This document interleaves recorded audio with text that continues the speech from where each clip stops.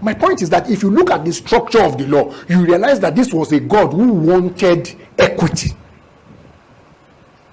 So those of you who think your prayers are being wasted, maybe it's because we need to act. There are things God intends to do in this country, and if we think that God will just sit down, we will just sit down, and God will remove the president or remove, I don't know, I'm just giving an illustration. You had somebody who was a ruler in 1984, and in 1984, it was not like he ruled the country in a way that we desired. I'm not being specific here, I'm just talking. So if the man now misbehaves now, can you blame him? And I'm not talking about specific people. I'm talking about a whole generation of people who have abused people all through the history of Nigeria.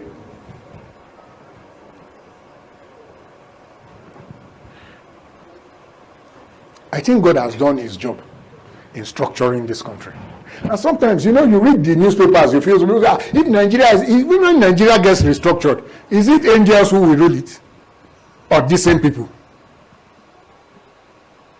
The people who shouted restructuring in 2015 are in government, they have kept quiet. The people who were refusing to restructure in 2015 now are outside shouting restructuring. If restructuring was the problem, why didn't you do it when you were in government? I keep saying this, if Buhari succeeds, it is to our benefit. But the way God intends for a country to run is equity. Equity. Equity. If a ruler does not without Nigeria making any extra kobo, if you create a system that celebrates equity, in 3 years, this country will change. You don't need all that. You don't need a long time. It will not take 3 years for the country to change. Nobody has gone to jail for ruining the country. Nobody, and the same people still say, we have ideas. I came this morning to stir you up, to have an understanding that God did not abandon this country.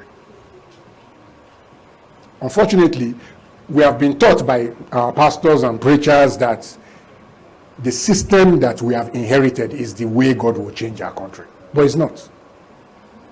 Because I understand that the way this country is structured is not the way God wants it structured. And I'm not talking about whether one should be Biafra or whatever. I'm talking about the basis for equity. I don't care what the name of the country is called. I don't care whether they are Hausa or Igbo or whatever. The important thing is that let there be equity, let there be justice. If a man is cheated, let him be able to get redress and all that. If that alone changes in Nigeria, you will be more wealthy than you are. Are you getting what I'm saying? And churches must talk. Churches must. Because when you people are hungry, some of you, when you get hungry, I'm the one you come to. You don't go to government. You don't. You don't go to government.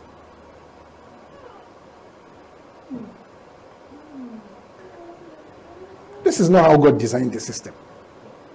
This is not how he did. So wake up, brethren. Wake up. Stop thinking of Nigeria as them and us. We're throwing away our commonwealth when we think like that. We are. We are. If this country is not how we want it to be, it behoves us to put action. And the action we should put in is not to be praying for the people who put us in this situation. It's not. It's not. If anything, is to be praying against them. No, that may be a joke, but I'm saying that what I came here to tell you this morning is that I think that the churches in Nigeria are not as active as they should be in politics. And that the reason why they are not active is because they did not know the plan of God. And the plan of God used to look to us like, let's just pray. But beyond prayer, we need to start mobilizing ourselves, getting involved, doing what we're doing. Find people who have a similar attitude towards the redemption of the country. Find our Moses and give him support. Get active. Join a party. Speak against injustice.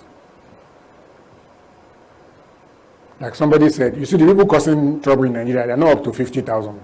They are not.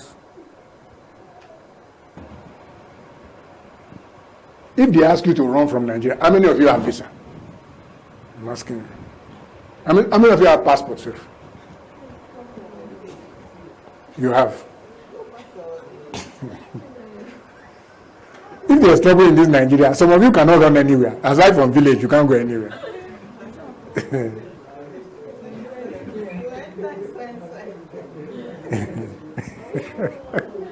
I was telling somebody a story that I will say, my mother told us a story. I don't know why. Let me close. My mother told us a story that made me laugh. My family used to live in Lokoja. So one night there was a plane that came and they said it was Ojuku's plane during the war. So my mother, everybody ran away to their towns. So my parents ran to Kaba, which is our town. When my parents got to Kaba, they heard a rumor that day that Ojuku was coming. So the people in Kaba now, this is their village, they don't have anywhere to run to. They ran on top of the mountains. So my mother was quoted as saying that, having run away from Lokoja to Kaba, because of this Ojuku, if Ojuku wants to kill her, let him kill her here. So it was funny.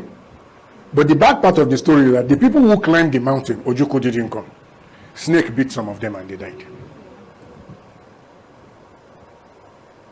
There's a limit to where you can run to. That's the point I'm trying to make. Bow your heads, let's pray. Father, we honor you this morning.